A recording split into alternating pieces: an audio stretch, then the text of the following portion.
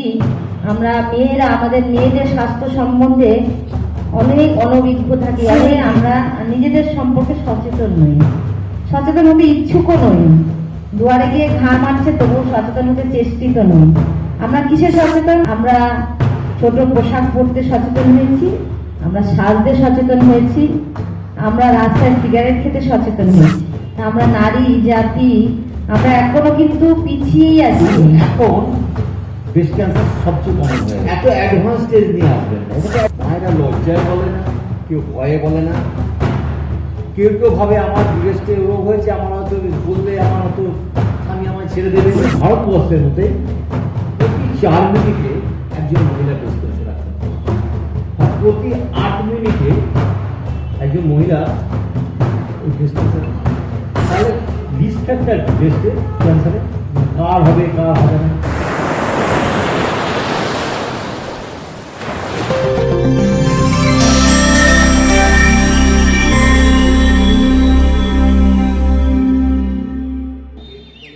মানবিক ও দি মেটি health welfare ফাউন্ডেশনের যৌথ উদ্যোগে বিগত 8ই মার্চ হয়ে যাওয়া আন্তর্জাতিক নারী দিবস উপলক্ষে মানবিকের উদযাপন ব্রেস্ট ক্যান্সার সচেতনতা শিবির।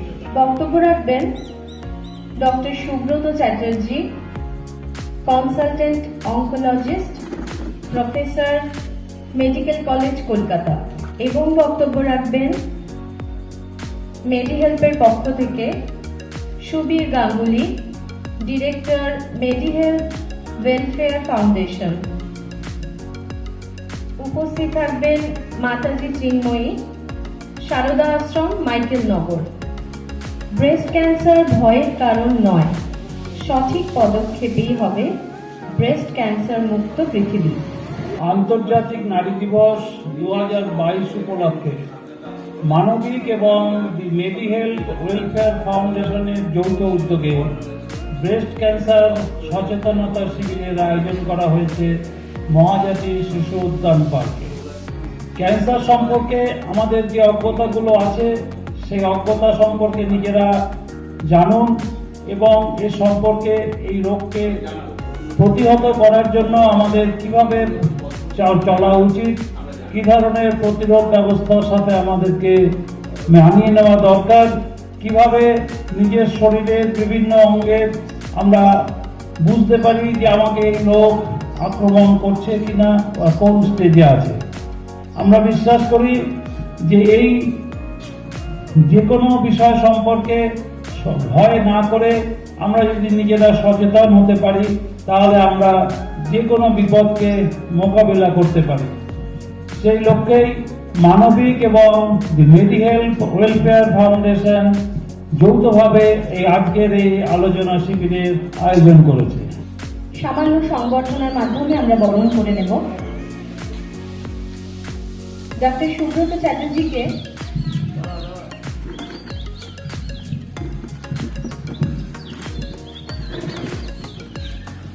ডাক্তারবাবুকে বরণ করে নিচ্ছেন পৃথা ব্যানার্জি এবং মালিনী গাঙ্গুলি।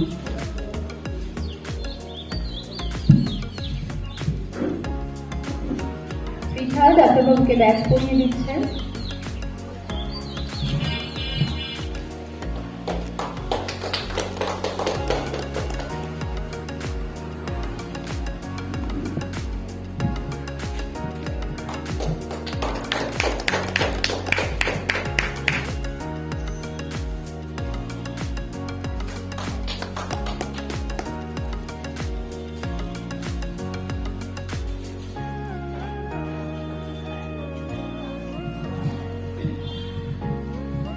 একটি গাছ অনেক প্রাণ, তাই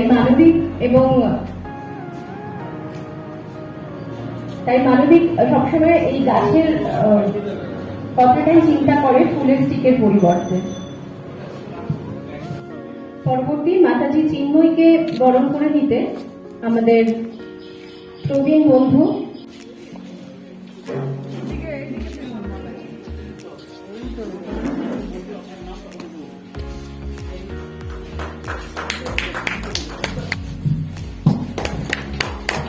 মাতা শবরীকে বরণ করে নেওয়ার জন্য শ্রীযুক্ত কমলেন্দু বসুকে মঞ্চে আসার জন্য অনুরোধ করছি।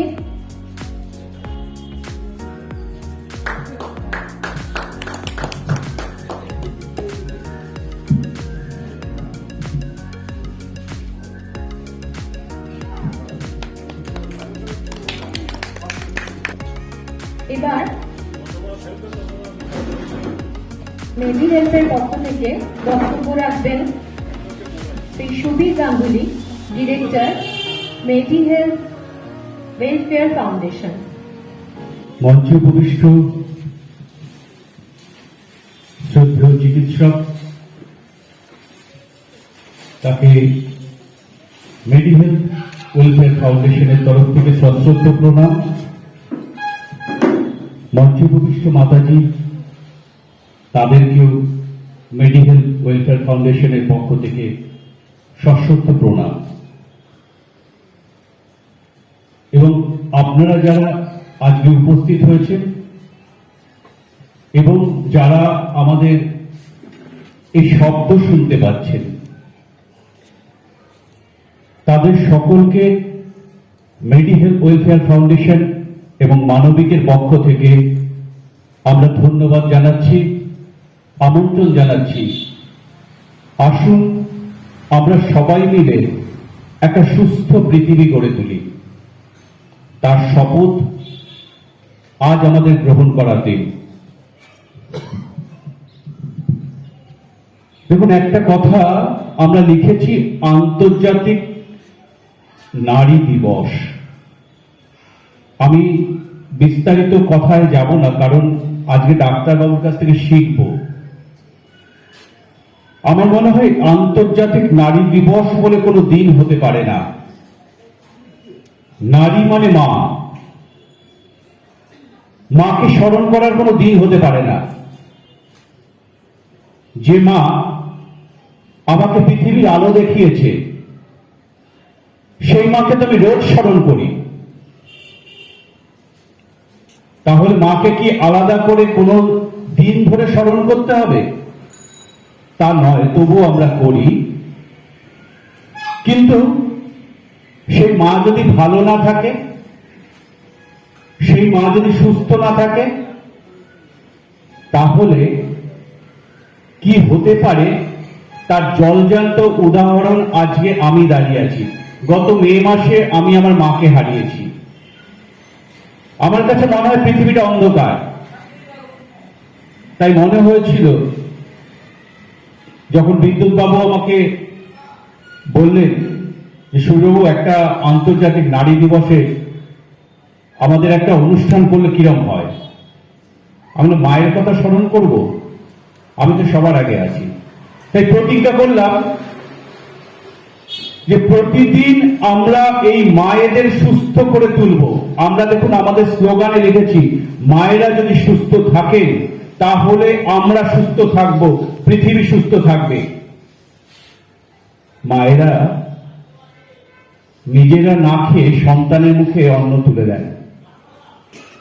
দুদিন আগে নারাজলে গিয়েছিলাম, মেদিনীপুরের প্রত্যন্ত একটি গ্রাম। সেখানে যখন হেলথ ক্যাম্প করছি, সেখানে যে সমস্ত মায়েরা আমাদের কাছে চিকিৎসার জন্য এসছেন, আমি দেখছি তাদের গায়ে রক্ত নেই। আমি বললাম, মা, একটু তো খেতে হবে, না হলে রক্ত কি করে হবে? তাহলে তোমরা কি করে ভালো থাকবে? বলছে, বাবা, গেরি গুগলি কুড়িয়ে বাজারে বিক্রি করে যে অর্থ আনি, সেই টাকা দিয়ে যেটুকু চাল জোগাড় করি, রান্না করার পর ছেলেদের খাইয়ে, স্বামীকে খাইয়ে, আমার জন্য আর কিছু জোটে না। ওই লাস্টে যে ফ্যানটা পড়ে থাকে, আমি সেটা খাই। এই আমার মা। এই মা আমাদের জন্ম দিয়েছে। আমার গলা ধরে যাচ্ছে, কারণ আমি বাস্তব দেখেছি। তাই আজকে ডাক্তারবাবুর কাছে অনুরোধ করেছিলাম আমি ব্যক্তিগতভাবে, ডাক্তারবাবু, আপনি তো এমন একটা বিষয় নিয়ে কাজ করেন যাকে আমরা বলি ক্যান্সার। আমরা শুনছি ক্যান্সার নাকি নো অ্যান্সার। আজকে তো বিজ্ঞান অনেক উন্নত করেছে, উন্নত হয়েছে। তাহলে আমরা কিভাবে বাঁচবো? আমার মাকে কিভাবে সুস্থ রাখবো? আমার মাকে কি করে ভালো রাখবো? দয়া করে বলুন। ডাক্তারবাবু এক কথায় রাজি হয়েছেন যে আমি যাব, মায়েদের কাছে পৌঁছাবো, যে মা তোমরা ভালো থাকো, এই করলে তোমরা তোমাদের বিভিন্ন যে রোগ হয় সেই রোগ থেকে ভালো থাকবে। আজকে যে রোগটি নিয়ে কথা বলছি শুধু সেই রোগটিই নয়, আরো বিশেষ কিছু রোগ আছে মায়েদের। ডাক্তারবাবু বিস্তারিত বলবেন, কারণ ওটা ডাক্তারবাবুর বিষয়। তিনি এই বিষয়ে ডাক্তার তৈরি করেন, তিনি প্রফেসর, মেডিকেল কলেজের প্রফেসর। তার কাছ থেকে আমি শিখব। তাই আজকে দীর্ঘায়িত করব না।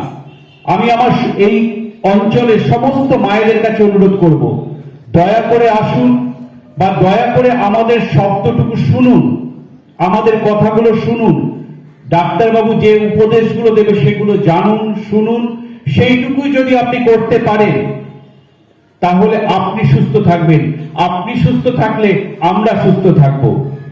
তো মায়েদের সুস্থ থাকার জন্য আমাদের এই প্রয়াস, আপনাদের সকলের আশীর্বাদ চাইব। আগামী দিনেও যেন এই প্রচেষ্টা আমরা আরো নিতে পারি, বারবার নিতে পারি।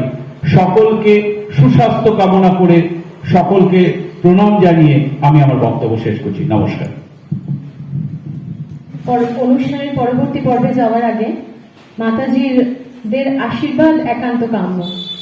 সেজন্য আমি মাতাজির কাছে অনুরোধ করব যদি দু চার কথা আমাদেরকে বলেন। জয় মা, জয় ঠাকুর, জয় স্বামীজি। আমি এসেছি মাইকেলনগর সারদা মায়ের আশ্রম থেকে।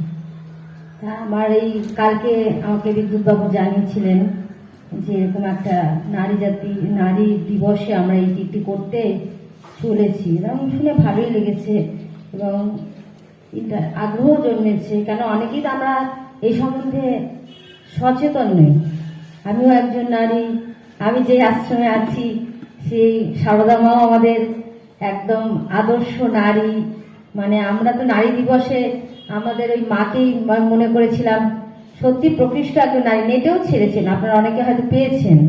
হ্যাঁ, সেই হিসেবে আমি সেই মায়ের জায়গা থেকে এসেছি। বিদ্যুৎবাবু আমাকে বলেছিলেন একটু কিছু কথা বলার জন্য, অল্প একটুই বলবো, কিছু বলার আমার নেই। ডাক্তারবাবুর কাছে আমরা শুনতে এসেছি, কারণ আমরা এই বিষয়ে অকিবহল নয়। সত্যি আমরা মেয়েরা আমাদের মেয়েদের স্বাস্থ্য সম্বন্ধে অনেক অনভিজ্ঞ থাকি অনেক বিষয়ে। তার ফলে আমাদের রোগগুলো এতটাই চরম সীমায় পৌঁছে যায়, তখন ডাক্তারবাবুদের আর কিছু করার থাকে না। আর আমরা মেয়েরা, মায়েরা সবাই দেখেছি সমাজে, সংসারে শুধু দিয়েই যায়। তারা তাদের নিজেদের দিকে খুব কম তাকায়। তার ফলে তারা সচেতনও থাকেন না, এবং সচেতন যখন হন তখন চরম সীমায় ডাক্তারবাবুদের আর কিছু করার থাকে না। এখন তো বিজ্ঞান অনেক উন্নত, তাই ডাক্তারবাবুরাও অনেক চেষ্টা করেন শেষ পর্যন্ত শেষ রক্ষা করবার, কিন্তু এক এক সময় আমরা নিজেরাই এতই সেটাকে চরম সীমায় পৌঁছে দিই, সেটা আর কিছু করার থাকে না। সেই জন্যে ওনাদের এই প্রচেষ্টা সত্যি খুবই আন্তরিক দিক থেকে ধন্যবাদ জানানো উচিত আমাদের সবার। কিন্তু এই দেশে ডাক্তারবাবু এত ওনার মূল্যবান সময় নষ্ট করে এসেছেন আমাদের জন্য, কিন্তু আমরা কেউ আসিনি। এটা আমার খুব খারাপ লাগছে, সত্যি খুব খারাপ লাগছে। উনি এতটা কষ্ট করে এসেছেন এবং আমাদের জন্য কিছু দিতে আমাদেরকে, আমরা নিতে আগ্রহী নই। তা আমরা নারী জাতি, আমরা এখনো কিন্তু পিছিয়েই আছি। আমাদের বলছে নারী স্বাধীনতা, আমাদের কোথায় স্বাধীন হয়েছি? নিজেদের শরীরটা সম্বন্ধে স্বাধীন নই, তাহলে কোথায় আমরা স্বাধীন? এটা আমাদেরও লজ্জা, আমারও লজ্জা করছে, সত্যি কথা। উনি ওনার মূল্যবান সময় নষ্ট করে এসেছেন, আমরা কেউ আসতে ইচ্ছুক নই। ওনারা বললেন যে আমরা বাড়ি বাড়ি প্রচার করেছি, কিন্তু আমরা নারী জাতীয় হয়ে আমরা নিজেদের সম্পর্কে সচেতন নই, সচেতন হতে ইচ্ছুকও নই। দুয়ারে গিয়ে ঘা মারছে তবুও সচেতন হতে চেষ্টিত নই। আমরা কিসে সচেতন? আমরা ছোট পোশাক পরতে সচেতন হয়েছি, আমরা সাজতে সচেতন হয়েছি, আমরা রাস্তায় সিগারেট খেতে সচেতন হয়েছি। এটি আমার মনে হয় খুব দুঃখ লাগছে, ডাক্তারবাবুকে আমরা বৃথা কষ্ট দিচ্ছি এদের। আর কিছু বললাম না। জয় রামকৃষ্ণ, জয় ঠাকুর, জয় মা।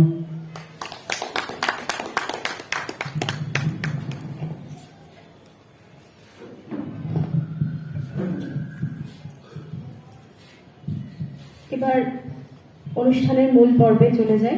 ডাক্তারবাবুর কাছে শুভ সন্ধ্যা আপনাদের সকলকে। আর আন্তর্জাতিক নারী দিবস উপলক্ষে যে অনুষ্ঠানটা করেছে এবং সেখানে আমাকে নিমন্ত্রণ করার জন্য মেডিহেলথ এবং মানবিককে ধন্যবাদ জানাই। সুবিবাবু খুব ভালো ভারতবর্ষের মেয়েদের চিত্র ধরে তুললেন। ওটাই সত্যি আমাদের ভারতের মানে চিত্র। সে স্বামীজি বলেছে না, আমাদের ভারত মানে ভারতবর্ষ সেই গুণা বা গুণ থেকে বেরিয়ে আসবেন, সেই রকম। আবার এটাও ঠিক কথা, যেটা আমাদের মাতাজি বললেন, মানুষ যদি নিজে সচেতন না হয় তাহলে খুব সচেতন করাও খুব ডিফিকাল্ট। আজকে যে উদ্দেশ্য নিয়ে ওরা করেছিল, সেই মানে যদি এত কম লোক হবে জানতাম তাহলে হয়তো আমি আসতাম না। এটাও ঘটনা।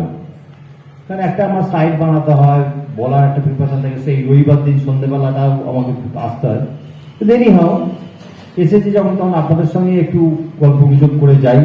গল্প গুজব করা আমাদের শুধু গল্পের জন্য না, একটু সচেতনতা, এবং শুধু আপনারা সচেতন হবেন না, আরো আশেপাশের লোকজনকে সচেতন করবেন। এইভাবে যতটা আমরা উপকার করতে পারি সেই চেষ্টা করব। তারপর আন্তর্জাতিক নারী দিবস ছিল 8 মার্চ। আজকে যে অনুষ্ঠানটা হচ্ছে বেসিক্যালি মেয়েদের ক্যান্সার নিয়ে, মেয়েদের যাতে ক্যান্সারগুলো কি এবং সেখান থেকে মুক্তি হয়। তো তার মধ্যে একটা কেন ব্রেস্ট ক্যান্সারটা ধরা বলে, মেয়েদের সবচেয়ে কমন ক্যান্সার, সাধারণ সবচেয়ে বেশি প্রচলিত ক্যান্সার ছিল জরায়ু মুখের ক্যান্সার, ব্রেস্ট বা স্তনের ক্যান্সার, ওভারি আর ইউটেরাসের ক্যান্সার। কিছু বছর আগে অবধি জরায়ু মুখের ক্যান্সার ছিল সবচেয়ে কমন ক্যান্সার, কিন্তু এখন ব্রেস্ট ক্যান্সার সবচেয়ে কমন হয়ে গেছে। আগে ডেভেলপ কান্ট্রি, উন্নত দেশে ছিল ব্রেস্ট ক্যান্সার সবচেয়ে কমন, আর আমাদের দেশে একটু অনুন্নত ছিল, জরায়ু মুখের ক্যান্সার বেশি। এখন ব্রেস্ট ক্যান্সার সবচেয়ে কমন হয়, সেই কারণে হয়তো ওনারা নিয়েছেন ব্রেস্ট ক্যান্সার থেকে।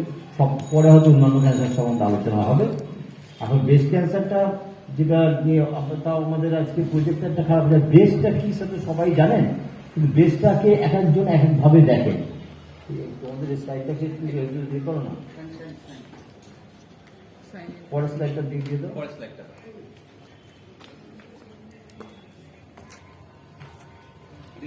দেখুন, একটা বাচ্চা শিশু যখন পৃথিবীতে আসে, সে ব্রেস্টটা থেকে মায়ের তার পুষ্টির ভান্ডার পায়।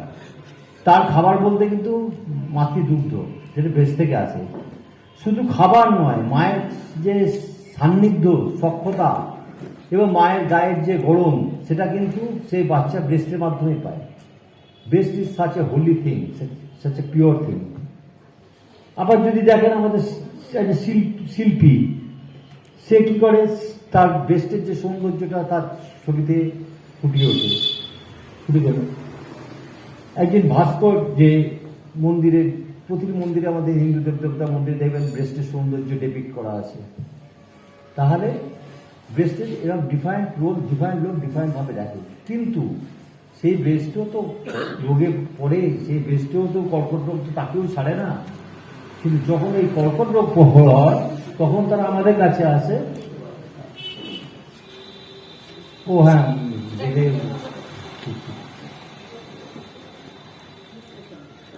তখন এই কর্কট রোগ হয়ে হলে তখন আমাদের কাছে আসে, এই অবস্থায় আছে। একটু কাছে চলে আসতে পারেন, যদি আপনার না দেখেন, একটু কাছে চলে আসুন, তাহলে সুবিধা হবে না। এটা এত তো দূরে থাকার দরকার নেই, কান চলে যায়। দেখুন, এই যে ছবিটা দেখতে পাচ্ছেন কি, এই ছবিটা তো অ্যাডভান্স স্টেজে এসছে। তো আমাদের এই যে সিরিজটা যে করেছে, আর আমি এই সিরিজে দেখবো ব্রেস্ট ক্যান্সার কিন্তু এখনকার দিনে মোটামুটি সেরে যায়, এত ভয় পাওয়ার কিছু নেই, এবং ব্রেস্টটাকে রেখেই সেরে যায়। কিন্তু তাকে আমাদের শিবিরটার উদ্দেশ্য হচ্ছে আপনাদের কাছে এই স্টেজ নিয়ে আসবেন না, এত অ্যাডভান্স স্টেজ নিয়ে আসবেন না। এটাতে অ্যাডভান্স স্টেজের ছবি এটাই দেওয়া হয়েছে। এতটা অ্যাডভান্স কাজ না হলে চিন্তারও থাকবে না। এটা তো একদিনও হয়নি, শরীরের বাইরে বোঝা যায়। মায়েরা লজ্জায় বলে না, কেউ ভয়ে বলে না, কেউ ভাবে আমার ব্রেস্টে রোগ হয়েছে, আমার হয়তো বললে আমার হয়তো স্বামী আমায় ছেড়ে দেবে। নানা সমাজের স্টিগমার জন্য কিন্তু আরো রোগটা আরো ডিলে হয়ে যাচ্ছে। ঠিক আছে, এবার দেখুন একটা মহিলা, ইয়ং মহিলা, তাদের বেশ সে ভাবছে আমার স্বামী ছেড়ে দেবে, আমি খাবো কি, এসব নানা আরো পুরো হয়ে যাচ্ছে। কিন্তু প্রথম কথা জানতে হবে বেশটা একটা রোগ, এবং রোগটা যদি আর্লি স্টেজে ধরা পড়ে, শুধু সেরে যাওয়া বা তাকে জীবিত রাখারটা উদ্দেশ্য না, তাকে কিন্তু এখনকার যুগে কিন্তু বেস্ট বাদ দেওয়ার দরকার হয় না, সেটা নিয়ে আমি পরে বলছি। তো সেই লজ্জার দরকার নেই, পুরো বেস্ট ইনট্যাক্ট থাকবে, কিছু কেটে বাদ দেওয়ার দরকার নেই, সেইভাবে চিকিৎসা করা যায়। কিন্তু সেই সুযোগটা আমাদের দিতে হবে। যদি এই স্টেজে নিয়ে আসেন তখন আমরা আর কিছু করতে পারি না, না পারি বেস্টে ভাব রাখতে, না পারি রোগটাকে রাখতে। শুধু এই জিনিসটা মাথায় রাখতে হবে, এই জিনিসটা মানে লোককে জানিয়ে দিতে হবে। এরপরে স্লাইডে দাও। দেখুন এটা একটা তত্ত্ব কথা, বেশ কমন। ক্যান্সার তো নিশ্চয়ই কত লাখ কত মিলিয়ন হয়, এগুলো আপনাদের শুনতে ভালো লাগবে। একটা ছোট্ট কথা আমি বলি, ভারতবর্ষের মধ্যে প্রতি 4 মিনিটে একজন মহিলা ব্রেস্ট ক্যান্সার আক্রান্ত হয়, আর প্রতি 8 মিনিটে একজন মহিলা এই ব্রেস্ট ক্যান্সারে মারা যায়। তাহলে কতটা কমন সেটা বুঝতে পারছেন। নেক্সট স্লাইডে দাও তো। দেখুন এখানে যে চারটা যে পিনটা হচ্ছে ব্রেস্ট, এই যে আমাদের পিনটা এই কারণে বেছে নেওয়া হয়, পিনটা রিবনটা হচ্ছে ব্রেস্ট ক্যান্সার অ্যাওয়ারনেসের সিম্বল। রিবন পিঙ্কের প্রতি সাইডে পিঙ্ক রিবন আছে।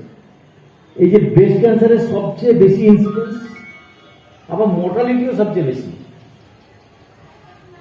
তাহলে ব্রেস্ট ক্যান্সারটাকে আর ফেলে দেওয়ার মানে ইম্পর্টেন্সটা এইখানেই আসে। তার সঙ্গে যুক্ত হয়েছে কি, ব্রেস্ট ক্যান্সার একটা সোশ্যাল পার্ট, যেটা আমি বললাম, অনেকে ভাবে আমার তো স্বামী ছেড়ে দেবে। আর একটা কথা খুব ইম্পর্টেন্ট, একটা ব্রেস্টে ধরুন একটা কারোর ধরলো হওয়া পুরো টিউমার, আমাদের কাছে প্রায় চেম্বারে চলে আসে, বা বুকে ব্যথা করছে, পাঁচকের সময় ব্যথা বাড়ে, অথবা কি মানে একটা কালো মুখ করে চলে আসে। কিন্তু এটা জানতে হবে, ব্রেস্ট টিউমারের মধ্যে অধিকাংশ টিউমারই কিন্তু নন ক্যান্সার, অধিকাংশ টিউমারই নন ক্যান্সার। সুতরাং একটা ব্রেস্টের টিউমার হওয়া মানে এই ভাববেন না যে ব্রেস্ট ক্যান্সার হয়ে যাবে, ঠিক আছে। আর ব্রেস্টের টিউমারটা হলো, ডাক্তার বায়োপসি করতে দিল মানে আমার জীবন শেষ হয়ে গেল, এরকম ভাবার কোনো কারণ নেই।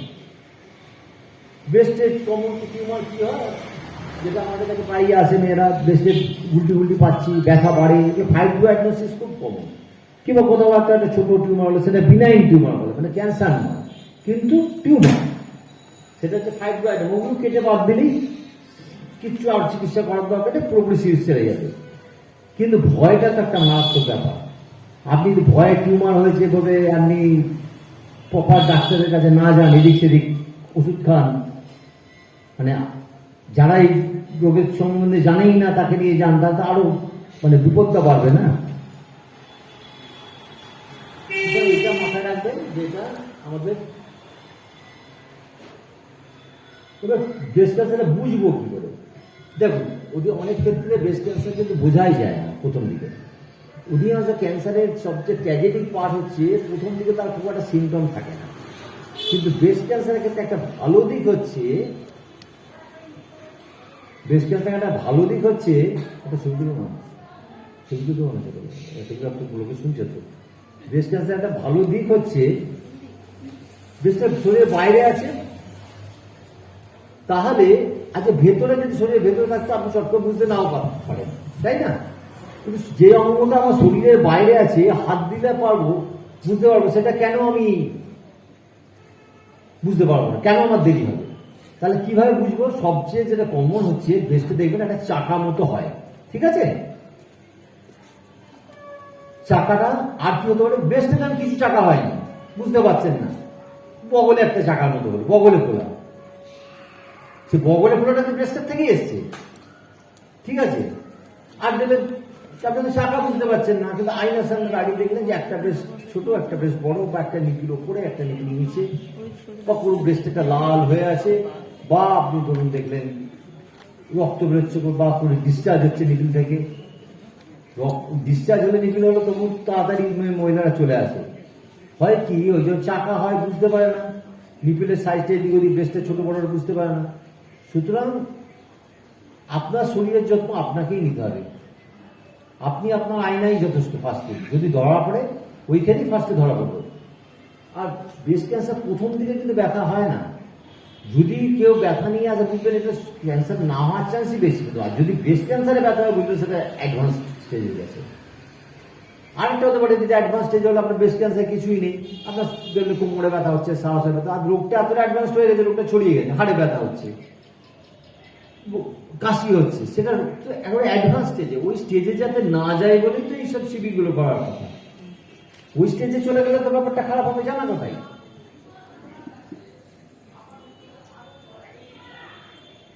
দেখুন এই ছবিটাতে বেশ দুটো অ্যাপারেন্টলি ঢুকে গেছে, একটা নিপিল দেখুন ভেতরে ঢুকে গেছে, খুব ট্রিভিয়াল ব্যাপার, একটা নিপিল ভেতরে ঢুকে গেছে। তো এইরকম সিম্পটম ফার্স্টে আসবে।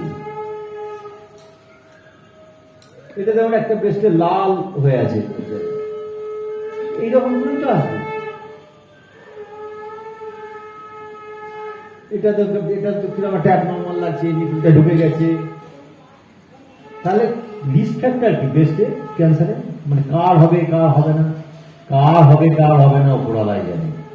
তবু কথা হচ্ছে ফ্যামিলিতে যার ব্রেস্ট ক্যান্সার আছে, যার মায়ের আছে, যার বোনের আছে, তার হওয়ার সম্ভাবনা কিন্তু বেশি থাকে, কিন্তু তাকে কিন্তু আরো বেশি সচেতন হতে হবে। আমাদের কাছে কোনো মহিলা যদি ব্রেস্ট ক্যান্সার নিয়ে আসে, তার সেরে যাবে, ফিল করতে হবে, রাখতে হবে, আমাদের তোমার তো চেক আপ হবে, কিন্তু একটা কথা বলে তোমার ফ্যামিলিতে যে মেয়ে বা বোন আছে তাদেরও কিন্তু সচেতন হতে হবে, আমাদের কাছে আসতে হবে দরকার। যদি কারো একটা ব্রেস্টে ক্যান্সার হয় তার কিন্তু আরেকটা ব্রেস্ট ক্যান্সারের সম্ভাবনা বাড়ে। দেখবেন যদি কারো একটা ব্রেস্টে ক্যান্সার হয়ে থাকে আমরা অপর ব্রেস্টেও দেখি, এবং যদি ইউটেরাস, ওভারি, সার্ভিক্সে যেমন ক্যান্সার আমরা ব্রেস্ট চেক আপ করি, তাহলে সব রিলেটেড থাকে ব্রেস্ট ক্যান্সার। কারণ যদি আর্লি মেনার্কি হয়, মানে যদি মাসিক আগে শুরু হয় বা বেশি বয়সে অবধি মাসিক চলে, সেটা তো কারো কিছু করার নেই, তাদের রিস্ক ফ্যাক্টর বিষয়। যেটা আমরা করতে পারি, ওই যে তখন মাতাজি বললো না আমরা স্বাধীন হয়েছি ছোট পোশাক পড়াতে সিগারেটটা, সেটা আর কি। ব্রেস্ট ফিডিংটা খুব প্রোটেক্টিভ। ব্রেস্ট ফিডিং যদি কেউ কোনো মহিলা করায় বাচ্চাকে, বাচ্চারও উপকার হয়, পুষ্টির উপকার হয়, তার মায়েরও উপকার হয়, তার মায়েরও কিন্তু ব্রেস্ট ক্যান্সারের সম্ভাবনা কমে যায়। কিন্তু এখন না ব্রেস্টে বেরোচ্ছে না, না খেতে চায় না, আমার শরীর নষ্ট হয়ে যাবে, এইসব প্রবণতাগুলোর জন্য ব্রেস্ট ক্যান্সারের সম্ভাবনা বাড়ে। Breast feeding is very protective for both mother and child. Late child বাদ, এটা তেমন আমাদের সমাজের প্রবলেম। এখন তো মেয়েদেরও বিয়ে হচ্ছে পরে। Obesity is very important factor.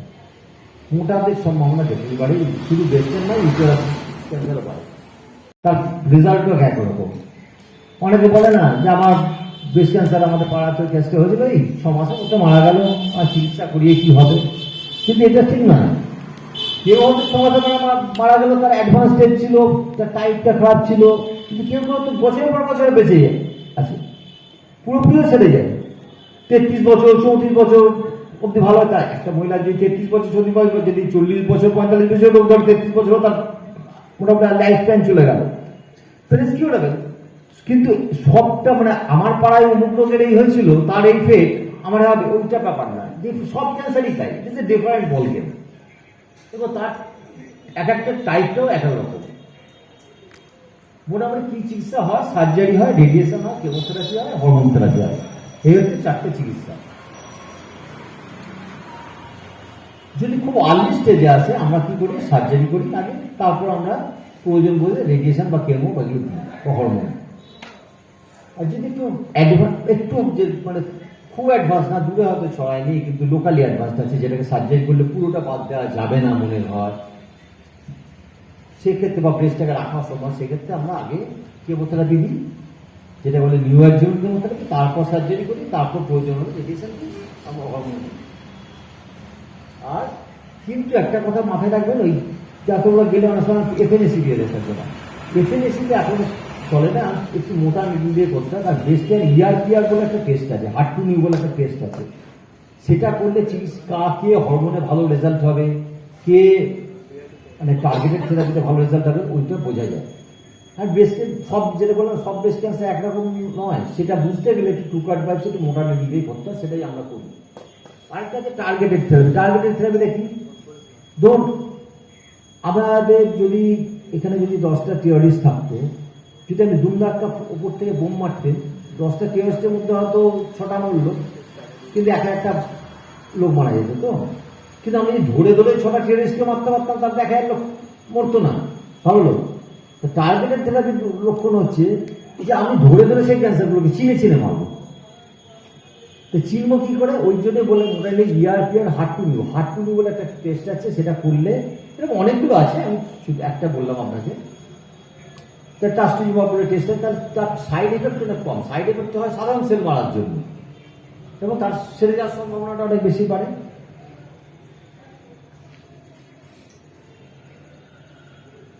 আগে যখন বহু আগে লোকের ধারণা ছিল ব্রেস্ট ক্যান্সার মানে ব্রেস্টটাকে পুরো যদি চেঁচিয়ে পুছে ছড়িয়ে দিই তাহলে আমার রোগ ছেড়ে যাবে। তখন পুরো ছাল চামড়া থেকে শুধু চামড়া আর বোন থাকতো। পরে দেখা গেল ওরম করেও কিন্তু বেশি দিন বাঁচছে না। তখন একটু মাসেল টাসেল রেখে দেওয়ার চেষ্টা করলো, তারপরে চিকিৎসা করার চেষ্টা হলো। দেখা গেছে ব্রেস্ট রেখে যদি আপনি ব্রেস্টের চিকিৎসা করেন বা ব্রেস্ট কেটে দিল, কিন্তু কি বলবে না ডাক্তার আমার যেটা ভালো হয় করুন, আমার যদি বেশ বাদ দিতে হয় হাজবেন্ড বললো বা বাড়ির লোক বললো, কিন্তু আমার যেন আমার ছোট ছোট বাচ্চা যেন প্রাণে বেঁচে যায়। কিন্তু এটা ঘটনা বেস্ট যদি রাখার মতো হয়, মোটামুটি যদি আর্লি স্টেজে আসে, তাহলে তাকে বেস্ট রেখে যা তার সার্ভাইভাল সম্ভাবনা, সেরে যাওয়ার সম্ভাবনা, বেস্ট বাদ দিয়েও সম্ভাবনা একই। সুতরাং বেস্টটাকে একটা মেয়ের একটা সৌন্দর্যের জায়গা বলুন, বা তার ফ্যামিলিতে সোশ্যাল প্রবলেম আছে, সব দিক দিয়েই তার মানসিক প্রবলেম আছে, দুম করে বাদ দেওয়ার দরকার। এটা হচ্ছে এখন মেসেজ অফ মানে রিসেন্ট অ্যাডভান্স। আগে বেস্ট হলেই বেস্ট বাদ দিয়ে দিত, বেস্ট বাদ দেওয়ার দরকার নেই। তবে সেই স্টেজেও আপনাকে আসতে হবে, সেই তার জন্য সচেতনতা শুরু। আপনি একেবারে অ্যাডভান্স স্টেজে এলে তখন মুশকিল হয়। তার বেস্ট রেখেই কিন্তু আপনার চিকিৎসা করা সম্ভব, এবং তাতে তার আপনার আয়ু বিন্দুমাত্র কমবে না। মোদ্দা কথা হচ্ছে একটা মহিলার বিউটি আমি নষ্ট করবো কেন, যখন তার সমান এ করতে পারছি। কেউ একটা পাখিও চায় না তার ডিস্টর্টেড ইমেজ দেখতে, তার মহিলা চাইবে কেন? তোমার ব্রেস্ট আমরা রাখতেই চাই। এটাই হচ্ছে ব্রেস্ট ক্যান্সার রাখার মেন উদ্দেশ্য। ব্রেস্ট ক্যান্সার করতে গেছে মানে যদি আমি রেখে চিকিৎসা করি, একটা জিনিস জানতে হবে, আমাকে রেডিয়েশন নিতেই হবে। যদি খুব আর্লি স্টেজে ব্রেস্ট ক্যান্সার ধরা পড়ে, সব ক্ষেত্রে কিন্তু রেডিয়েশন লাগে না। কিন্তু ব্রেস্ট ক্যান্সার যদি ব্রেস্ট আমি রেখে করতে চাই, ব্রেস্ট কনজারভেশন সার্জারি যদি বলি, বা ব্রেস্ট কনজারভেশন ট্রিটমেন্ট বিসিটি বলে, তাহলে আমাকে সার্জারি করতে হবে। সার্জারি করে কি করা হবে? ওই টিউমারটা একটা মার্জিন নিয়ে বাদ দেওয়া হবে, বগলের গ্ল্যান্ডগুলো বাদ দেওয়া হবে, এবং তারপরে তার কেমোথেরাপি আর রেডিয়েশন থেরাপি লাগবে। কিন্তু রেডিয়েশন থেরাপি একটা ব্রেস্ট ক্যান্সার থেরাপির সমস্যা আছে, কিন্তু খুব দূরে কারো বাড়ি থাকে যে রেডিয়েশন নেওয়ার জন্য কোনো নিয়ার বাই সেন্টারে আসতেই পারবে না, তাহলে তো আমরা ব্রেস্ট ক্যান্সার থেরাপি করতে পারবো না। সেইখানে ব্রেস্ট ক্যান্সার থেরাপি করতে গেলে মহিলার সঙ্গে আলোচনা করতে হবে। দেখুন আপনি কি চান, আপনাকে এইটুকু করতে হবে। এবং যেটা অনেক বয়স্ক মহিলা, সেগুলো আমি অত দূরে যেতে পারবো না, আমাকে সে খেতে বাধ্য হতে হবে, সেরকম হবে চিকিৎসা। ঠিক আছে, এটা কোনো একটা ট্রিটমেন্ট আপনার গায়ে কেউ কাজ করবে না, যে হয় তাহলে তাহলে কি করে হচ্ছে মানে প্রথম দিন আপনাকে এমন একটা না যায়, এবং তারপর আপনার সিটি স্ক্যান করা হয়, করে তার একটা প্ল্যানিং হয়। ভিটামিন ই ট্যাবলেট দিয়ে সেরে যায়, ঠিক আছে। কিন্তু না জানার জন্য মানে থাইরয়েডের যে মেন চিকিৎসা, তাকে অ্যাসিওরেন্স দেয় যে তোমার কিছুই নেই, তোমার সাপোর্টিভ ড্রা করবে, ভিটামিন ই সব নিয়ে যাবে। সবচেয়ে বেশি ওটা তার যাতে পেন হয় চিন্তা করে পড়ে, তার জন্য কোনো বায়োপসিও করতে হয় না। মানে আমরা দেখি ভিটামিন ই বা যা ট্যাবলেট খেয়ে দিয়ে দিই, বললাম না অধিকাংশ রোগী কিন্তু নন ক্যান্সার, ব্রেস্ট ক্যান্সারের থেকে নন ক্যান্সার অনেক বেশি, 90% নন ক্যান্সার, 10% পেইনফুল হয় ক্যান্সার, ক্যান্সার টিউমার পেইনফুল হয় ক্যান্সারে ক্যান্সার টিউমারটা যখন হয় সেটা কি না, টিউমার ওইটাই তো সমস্যা। টিউমারটা আর্লি স্টেজে পেইনফুল হয় না, আর টিউমারটা যখন পেইনফুল হবে তখন সেটা অনেক দূরে। অ্যাডভান্স স্টেজে চলে যাচ্ছে। হ্যাঁ, যেখানে আমাদের কাছে যখন মহিলা বলে কি গামলা কি বলছে ব্যথা ব্যথা হয়, আমি মোটামুটি আমাদের পাই, কারণ বুঝতে পারবে কিছু সম্ভবত ক্যান্সার না। মানে যদি তাকে এরকম খাওয়ার যে ছবিটা দেখেছিলাম ওরকম যদি না হয়ে গেছে তাহলে আর ব্যথা ইনসেরি হয়। যদি খাওয়া হয়ে গেলে তখনই ব্যথা হয়, তা না হবে। অল্প স্টেজে যেগুলো হয় অধিকাংশ ফাইব্রয়েড এসেছে, ভয় পাওয়ার নেই। সব জায়গাতেই ক্যান্সারের ইনিশিয়াল করে ব্যথা হয়, সেই কারণে ক্যান্সারটা ধরাও পড়ে আমাদেরকে শুধু রেগুলার চেক আপ আমরা কেউ করি না। সুতরাং আমাদের দেশে অধিকাংশ রোগী ধরা পড়ে অ্যাডভান্স স্টেজ, এটাই আমাদের মানে ক্যান্সার ট্রিটমেন্টের আমার একটা প্রশ্ন ছিল। আর এই কারণে ক্যান্সার অ্যাওয়ারনেস প্রোগ্রামগুলো তো করতে হবে। স্যার আমার একটা প্রশ্ন ছিল, মানে আপনি এই যে বললেন যে অবিবাহিত মহিলাদের যেটা হয় যে একটা আপনি বলছেন ভিটামিন ওষুধ খেলে ঠিক হয়ে যায়, ভিটামিন নিয়ে যান। অবিবাহিত মেয়ে বলিনি আমি, যাই হোক, হ্যাঁ। তো এই ওষুধটা কতদিন খেতে হয়? এটা তো খুব ভালো কোশ্চেন, বেশি দিন খেতে হয় না, তার জন্য একটা সার্টেন পিরিয়ড হয় না, ওটা বেশি দিন বড়দিন হবে না কথা বলে, মেনলি হয় অ্যাডমিশন হয়, আর নর্মাল অ্যাডাল্টহুড আর আপনি এটাও যেটা বললেন ভালো বললেন, এই মেয়েগুলো বিয়ে হয় তখন এটাও কমে যায়। এটা তো আর হরমোনাল বিবাহিতদের ইমব্যালেন্সের জন্য হয়। যদি বিবাহিতদের হয়, হ্যাঁ হ্যাঁ, মিনিমাম ওষুধটা কতদিন? এবার একটা দেখলাম ফাইব্রোয়াইডোসিস থেকে হচ্ছে ফাইব্রোঅ্যাডিনোমা হয়ে যায়, টিউমার হয়ে যায়, ঠিক আছে? আচ্ছা, তখন কিন্তু আমরা টিউমার টিউব কেটে বাদ দিল, সেটা ক্যান্সার না, সেটাও ক্যান্সার না, কিন্তু সেটা কেটে বাদ দিল। না বলছে টিউমার নয় বা ক্যান্সার নয়, কিন্তু লং টাইম ওষুধ খেয়ে যাও, তার তো সীমারেখা থাকবে, কোথাও গিয়ে তো সেটা থামতে না, হবে। যদি ভিটামিন ইতে না কমে তখন হুম। অন্য ওষুধ খেতে হবে। আচ্ছা, বুঝতে পেরেছেন কথা? ভিটামিন ডি আমাদের কত বছর অনেক সময় আছে, কমছে না, তাহলে আমরা ভিটামিন ডি আগে ওষুধ খেতে হবে। বুঝতে আর পেরেছেন ওই ওষুধটা খেলে কি কোথাও মানে সাইড এফেক্ট, কি মানে মেমোরি লস হওয়ার বা কার সাইড এফেক্ট বলছেন? Vitamin C, vitamin C side effect, সেরকম সাইড এফেক্ট খুব নেই, কারণ আমরা আপনি মানে ভিটামিন সি খাচ্ছেন না, জেনারেল খুব একটা সাইড এফেক্ট নেই। না, আপনি বোধহয় ভিটামিন ই এর কথা বলতে চাইছেন। ভিটামিন ই বলছেন, আমি জিজ্ঞাসা করছিলাম, বলতে পারছে না, সেই জন্যই ভিটামিন ই বলছেন, সে বলতে পারছে না নামটা। ফাইব্রোসিস হলে যেটা আর কি ওই ওটা ভিটামিন ই হবে না, না, ওটা আপনি একটাই যেটা বলতে ট্যাবলেট চাইছেন শুনুন, আমি দিনে বলি। একবারই খায়। কয়েকটা ভিটামিন আপনার শরীরের বেশি হলে ক্ষতি হয়, আমাদের সেই আমি বলে দিচ্ছি, না না আমি বলে দিচ্ছি। সেটাই আমি ওকে জিজ্ঞেস আমি করেছিলাম। বলছি, সেটা এক মিনিট আমার বলতো, vitamin A, vitamin D, vitamin E, vitamin K, মানে এগুলো বেশি হলে ক্ষতি হয়, আচ্ছা, মেনলি এ ভিটামিনের বেশি হলে ক্ষতি হয়। তো আপনাকে তো সেই ডোজ দেওয়া হবে না, বুঝতে পেরেছেন, যে আপনাকে তার ক্ষতি হবে, হাইপার ভিটামিনোসিস হয়ে যাবে। আর আপনার যদি ধরুন এক বছর খেয়েও আপনার কমছে না মনে হয়, তখন আমরা পরবর্তী ধাপের ওষুধ খাবো, বুঝতে পেরেছেন, যে হরমোনাল ইমব্যালেন্স করবো। মানে ডাক্তারের আন্ডারে তবে ইন জেনারেল আপনার ভিটামিন ইতে আর কিছু হবে না, আপনাকে 600 মিলিগ্রাম ভিটামিন ই দেওয়া হবে, প্রতি কিছু হবে না। আচ্ছা আরেকটা প্রশ্ন, বলছে লং টাইম ওষুধ খাবে, 2 বছর হয়ে গেল। না, ওটা ক্ষতি বিরাট কিছু হবে না, 600 মিলিগ্রাম ভিটামিন আমরা মেয়েরা যে ধরুন সারাদিন এই যে অন্তর্বাস করে থাকছে, এইটার কি কোনো নিয়ম আছে যে মানে এটার জন্য কোনো রকম সমস্যা হতে পারে? বলো। স্যার আমরা যে মেয়েরা যে অন্তর্বাস করে থাকি না, ব্রা পরি যেটা, ধরুন সারাদিন যে আমরা ঘুরছি ফিরছি, সেটা রাত্রিবেলা কি কোনো নিয়ম আছে, মানে এটা কি মানে এই সময় ফ্রি থাকা দরকার বা এরকম কি লাইফস্টাইল চেঞ্জেস কিছু দরকার আছে স্যার? না, লং টার্ম এফেক্ট কিছু আছে কিনা? বলছি মানে বেশি আর পড়া বা না পড়ার মধ্যে, এই তো বেশি আর পড়া বা না পড়ার মধ্যে দীর্ঘ এটা সময় পড়ে থাকা, বলি, বা দীর্ঘ সময় পড়ে থাকে বা না পড়ে থাকে। কারণ মেয়েদের আজকাল যেটা হয় যে স্কুল কলেজে যাচ্ছে বা ধরুন কাজের Working তো অনেক সবাই। করে একটা একই ভাবে থাকতে হচ্ছে। ফাইব্রোঅ্যাডিনোসিস হলে সাপোর্টিভ ড্রাগ করতে হয়, ওই যেটা আপনি বলছেন ভিটামিন ডি খাওয়া, তারপরে ব্যথা হয় তো আর বাদ বাকি বেশি আর পড়া বা না পড়ার মধ্যে হচ্ছে মেকানিক্যাল ব্যাপার, আপনার কাজে কর্মের সুবিধা অসুবিধার জন্য, ঠিক আছে? এবার আমি বলছি বেশি অনেকক্ষণ ধরে পড়ে থাকলে তো শরীরের ক্ষতি হবে, এই তো সহজ কথা, কারণ আমরা মেয়েরা অনেকক্ষণ বাইরে থাকছি, কাজে বাড়ছে, স্কুল কলেজ, হ্যাঁ, দেখুন আপনি যদি রাত্রেবেলা কিছু ছেড়ে শোবেন, কিন্তু এটার জন্য ক্যান্সার বাড়া কমা হবে না, এটার কোনো সম্পর্ক এটার জন্য নেই, এটার জন্য যেটা হতে পারে স্কিনে হয়তো আপনার কোনো র্যাশ হতে পারে, হ্যাঁ হ্যাঁ স্কিন ডিজিজ হতে পারে, ঠিক আছে, কিন্তু আপনার ক্যান্সার বাড়বেও না কমবেও না, ঠিক আছে, ওটা কিছু হবে, স্কিন ডিজিজ অনেকক্ষণ ধরে ঘেমে পড়ে থাকলে অনেকেই বলে, অনেকের ধারণা আছে।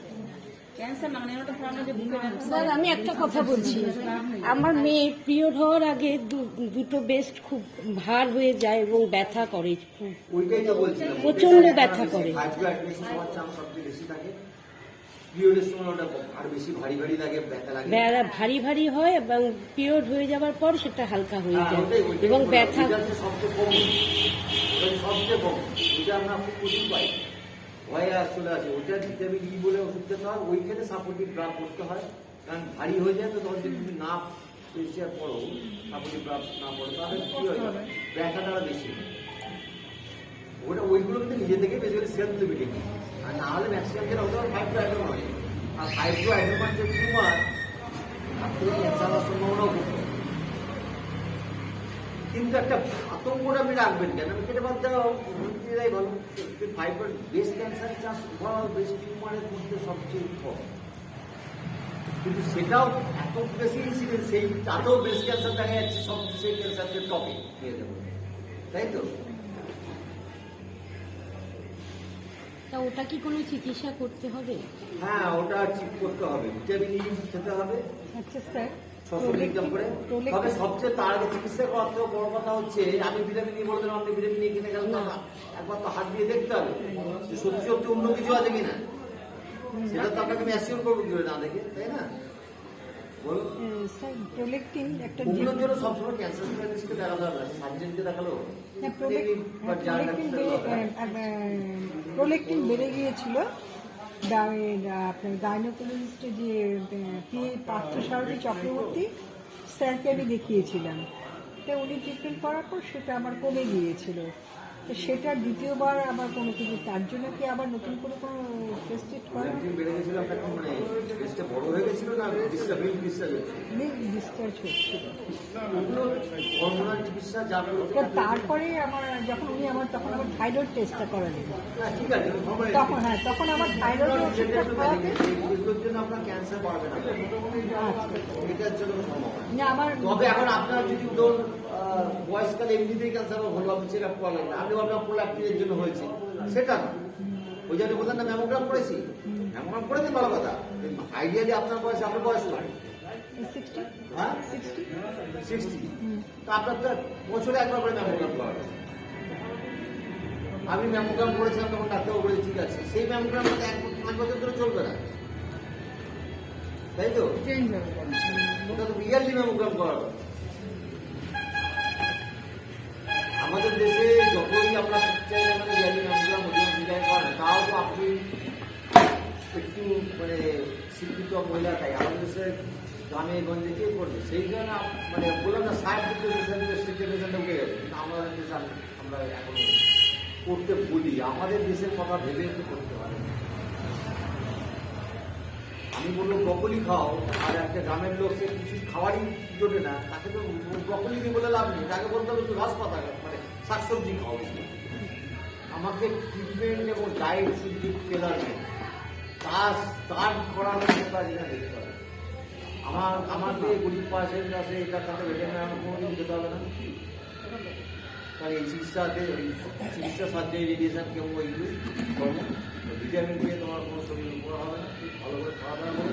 আর তাতেও কিন্তু মনে হয় যে ওষুধ যাতে উঠলো না, ওটা অসুস্থ লাগছে, কোনো রাতে ওষুধ দিয়েছে 10 টাকা, একটা ওষুধের দাম 10 টাকা হবে মোটামুটি, আরে 10 টাকা করে জমিয়ে রাখতে। আর এরপরে যখন মানে চেক আপ করা যাবে, সেই টাকাটা আসবে, আবার যদি রোগ কোনো ফিরে আসবে ওগুলো আসবে, তখন টাকা কোথা পাবো, টাকা নেই, তবে ওই টাকাটা কোনো সাশ্রয় হয়। সুতরাং এমনি কি দেওয়া হচ্ছে না, মানে ছড়ে মাঝে মাঝে পানি, কোনো কিচ্ছু হয় না, কিচ্ছু হচ্ছে দিতে হচ্ছে না, আমাকে তো দিতে হচ্ছে না, এগুলো নিবে নিম কথা বেগুন খাও, হ্যাঁ। কিন্তু ওই পুরোটা সফিস্টিকেটেড লোকের একটা শিলিগুড়ির পাতাও ভালো। অনেক বেশি হয়। আপনি দেখুন, আপনি যদি বলেন যে ভিটামিন ডি জাতীয় কিন্তু আপনার গ্রামের লোক ভিটামিন ডি খাচ্ছে না, সে তো মানে যে রাস্তাঘাটে ঘুরে বেড়াচ্ছে তাতে তার ভিটামিন ডি তৈরি হচ্ছে। আপনি একটা আর্টিফিশিয়াল ফুড দিলেন, আপনি শাকসবজিটা আমাদের নর্মাল দিন কেমিক্যালসে ভর্তি, আর ওষুধের মধ্যে যে কতটা ভিটামিন কি আছে কে জানে, তাতে ভিটামিন আছে না চকগুলো আছে কে জানে। তার থেকে আমি মানে সবসময় বলবো ন্যাচারাল ফুডের ওপর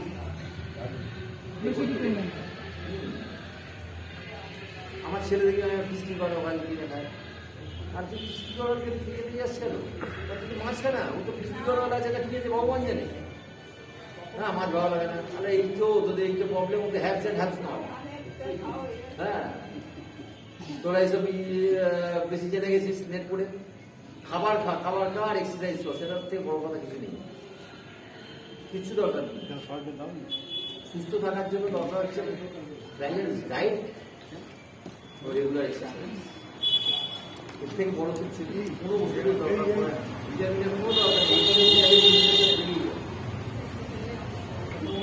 বুঝেছেন কথা? আর কারণ থাকলে বলুন।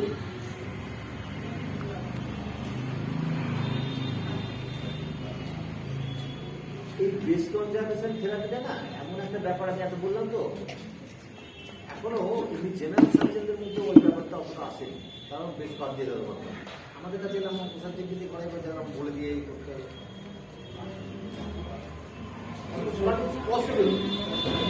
আজকাল দেখুন সব কিছু মানে দুটো হচ্ছে, শুধু লোকটাকে বাঁচা দেওয়া হবে না, তার কোয়ালিটি অফ লাইফ যেন হবে। এই জন্য পায়ের টিউমার হয়েছে, আগে তো মার্কেটে বাদ দিয়ে দিল, খুলে পারবে, তারপরে না তাকে একটা আর্টিফিশিয়াল লিঙ্ক দিতে। এখন বলছে সেটাকেও বাঁচার চেষ্টা করতে হবে নর্মাল লিঙ্ক স্পেশালিটি সার্জন, আর নর্মাল কোয়ালিটি অফ লাইফ যেন হয়। দেখো এটা না মোবাইলে একটা স্টাডি করতে না অনেক বছর টাইম লাগে, সেই স্টাডিগুলো অনগোয়িং স্টাডি, এগুলো কিন্তু খুব ক্লিয়ার কাট ডিসিশন দেয়। ভবিষ্যতে কি দেবে, মোবাইলে ক্যান্সার বাড়বে না কমবে সেটা আমি বলতে পারবো না, তবে একটা সম্ভাবনা তো থাকেই।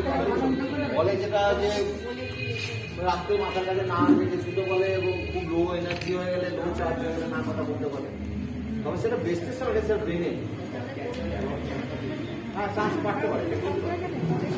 দেখো তোমার সব কিছু ফেলতে পারবে না, তোমার মনে হচ্ছে আমার কমপ্লিট হয়ে গেছে, সেটা তো সম্ভব না। মানে সিভিলাইজেশন তোকে অ্যাকসেপ্ট করতে হবে, সিভিলাইজেশন ইজ কার্স, সেটাও ঠিক কথা, কিন্তু তোমাকে আপনাদের এই সিভিলাইজেশনকে অ্যাকসেপ্ট করে আমি কিভাবে থাকি, তাই না? সুগার বেশি খাওয়া, সুগার হ্যাঁ এক নম্বর কথা আমি বলছি, এই চারটা আমার মাথা। দু নম্বর কথা হচ্ছে সুগার, মুড়ি বলুন বা চিনি বলুন, বেশি সুগার খাওয়া ভালো না, ঠিক আছে? দুধের মধ্যে তো ক্যালসিয়াম থাকে, সুগার বেশি। এবার আর্টিফিশিয়াল সুগার বলে যেগুলো বিক্রি করে সুগার, সেগুলো তো মানে প্রক্রিয়া থাকে না। স্টিভিয়া বলে ঠিক আছে, কিন্তু আমি বলবো স্টিভিয়া অপকার সেটা হবে না, কোনো জিনিস না খারাপ নয়, কোনো জিনিসই বেশি নয়। পয়জন কি মেডিসিন কি, what is the difference between medicine আর পয়জন, যেটা আপনার কমিউনিকেশনে দেওয়া হবে এখানে দুধের মধ্যে থাকবে মেডিসিন, যেটা ওভার ডোজের একটা মেডিসিন খাওয়া আপনি সুগার বেশি খাবেন না, মানে সেই সুগার আমি একটা বেশি খেতে পারবেন, পালন করছি না। সুগার ক চামচ খাওয়া যাবে সারাদিনে মোটামুটি? সারাদিনের মধ্যে আমি সুগার কতটুকু, যতটুকু রান্না দেওয়া হয় ততটুকু খাবেন, যতটুকু বাড়িতে রান্না বান্না দরকার ততটুকু না, এমনি মানে চায়ে 2-3 চামচ ঠিক আছে সারাদিনে? সুগার দেখুন, সুগার হচ্ছে বেসিক্যালি ইউনিভার্সালি অ্যাকসেপ্টেড, সুগার যত কম খাবে ততই ভালো। চায়ে তো আর দুধ দিয়ে চা খেতে পারবেন না,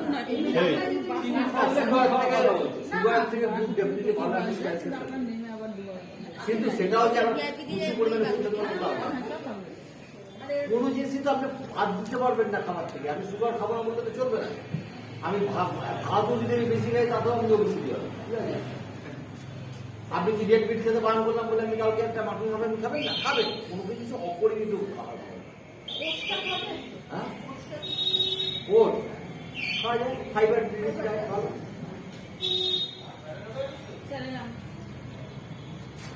তাহলে কি মধ্যম পন্থা অবলম্বন করুন, হ্যাঁ মধ্যম পন্থা, মধ্যম পন্থাটা অবলম্বন করতে হবে, কোনোটাই অতিরিক্ত চরম। আর যা আছে পারিপার্শ্বিকতা কনসিডার করে। আর স্বামীজি বলেছেন প্রথমে মনে রোগ হয় তারপরে দেহে রোগ হয়। স্বামী কিন্তু সবচেয়ে বড় কথা ভালো লাগে যেটা, তোদের ধর্ম করতে হবে না, তোরা আগে ফুটবল করেছে না, গীতা পাঠ করতে হবে না, মানে তুমি যদি এক্সারসাইজ করো তোমার শরীর মন দুটি একদম। আমার ওই দেশের লোকের সঙ্গে আমরা ধর্ম করতে হবে না, আমার ভারতবর্ষ হচ্ছে সেই গরিবের মুখ থেকে ভালো বলেছে, এটাই কিন্তু মানে মানসিকতা এটাই। আমরা তো গ্রামে গঞ্জে কাজ করেছি, সত্যি গ্রামে মেদিনীপুরের গ্রামেগুলো গেলে বুঝতে পারা যায় যে মঙ্গল সমাজ তো আমাদের হেটারোজেনাস, সমাজ তো বড় লোকদেরও দেখতে হচ্ছে, গরিবদেরও দেখতে হচ্ছে, আমাকে তাকে তার মতো করে দেখতে হবে, তাই না? তার পক্ষে যেটা সুটেবল হবে, একটা গরিব মানুষের যদি প্রোটিন দরকার হয় পুলি খাওয়া যাবে কম পয়সা, তাই না? বাড়িতে হাঁস পুষে ডিম খাও, ঠিক আছে, এরকম করো। আর সবচেয়ে প্রথম কথা ওজন কমাতে হবে। হ্যাঁ, ওজনটা তো দেখুন, ওজন কমাতে গেলে এক্সারসাইজ ছাড়া কোনো বিকল্প নেই। সকাল বিকাল এক্সারসাইজ করতে হবে। এক্সারসাইজ ছাড়া কোনো বিকল্প নেই। আমরা এবারে আলোচনাটাকে শেষ করার পর্যায়ে নিয়ে যাই। সেটা হচ্ছে যে আজকে আমাদের এই যে আলোচনাটা হলো, যাক, আপনারা কম এসছেন, কিন্তু আপনাদের যদি ভালো লেগে থাকে এটাই আমাদের। না, যারা এসেছেন, আমাদের অভিজ্ঞতা যারা এসেছেন তারা খুব মন দিয়ে শুনেছেন এবং ডাক্তারবাবু যেভাবে প্রাঞ্জল ভাষায় সহজ সরল এবং একটা ঘরোয়া বৈঠকের মতো করে যে আলোচনাটা করলেন, সেটা অবশ্যই আমাদের প্রত্যেকের কাজে লাগবে। এবং এবারের আন্তর্জাতিক নারী দিবসের যে স্লোগান ব্রেক দ্য বায়াস, আমরা কিন্তু এই বায়াসটাকে ভাঙার জন্যই কিন্তু, ব্রেক করার জন্যই কিন্তু এবারের এইটা নিয়ে যেতে, বুঝতেই পারছেন যে এই আলোচনাটা প্রত্যেকটা ঘরে, প্রত্যেকটা পরিবারের প্রত্যেকের দরকার, কিন্তু আমাদের উপস্থিতি সেটা কিন্তু প্রমাণ করছে না। এটা একটা বাস্তব কথা। এই যে বায়াসটা রয়েছে, এই যে বাধ্যমূলক আমাদের যে ধারণা আছে, সেটাকে ভাঙাটাই ছিল আমাদের লক্ষ্য। আমরা ঠিক আছে, যে 20 জন আমরা এসেছি, সেই 20 জন আমরা কিছু তো শিখলাম, কিছু তো জানলাম। এই 20টা মানুষ থেকে তো আরো কিছু প্রচার হবে, 40টা মানুষ জানবে। এবং আমাদের এই যোগের কথা বললেন, আমি আপনাদের এই সুযোগে জানাই যে আমাদের এখানে উপস্থিত আছে যে যোগের ক্ষেত্রে সারা ভারতবর্ষব্যাপী সম্মানিত, পুরস্কৃত মাতা চিন্ময়ী। উনি কিন্তু যোগে ভারতবর্ষে প্রতিযোগিতা করে চ্যাম্পিয়ন হওয়া মানুষ। সেই মানুষটা কিন্তু আজকে উপস্থিত। আজকের এই আলোচনা সভাকে এই প্রাঞ্জল ভাবে উপস্থাপিত করার জন্য মেডি হেলথ ওয়েলফেয়ার অর্গানাইজেশনের সবাইকে আন্তরিক ধন্যবাদ, কৃতজ্ঞতা জানাই। ডাক্তারবাবুকে যে প্রাঞ্জল ভাষায় এত অল্প সংখ্যক দর্শক শ্রোতার উপস্থিতিতে উনি যেভাবে আন্তরিকভাবে তার বক্তব্য পেশ করেছেন এবং প্রত্যেককে যেভাবে তাদের প্রশ্নের উত্তর দিয়ে তাদেরকে মনের বাসনা পূরণ করেছেন, তার জন্য মানবিকের পক্ষ থেকে এবং আজকে উপস্থিত দর্শকদের পক্ষ থেকে আপনাদের সবাইকে আন্তরিক ধন্যবাদ জানাই। এবং আপনারা যারা আমাদের এই অনুষ্ঠানে এসেছেন, আমরা আশা করব মানবিকের সাথে আপনাদের যোগাযোগ অক্ষুণ্ণ থাকবে। এবং আমরা আপনাদের এটাও বলতে চাই যে আমরা খুব শিগগিরই মানবিকের উদ্যোগে ফিজিওথেরাপির কোর্স চালু করব এবং যোগেরও একটা বিষয় নিয়ে আমরা আলোচনা করেছি গতকাল চিন্ময়ী মাতাজির সাথে, এবং আগামী দিনে সেটাও আমাদের একটা পরিকল্পনার মধ্যে আছে। সবাইকে শুভরাত্রি জানিয়ে আজকের অনুষ্ঠান আমরা এখানে শেষ করছি। ধন্যবাদ।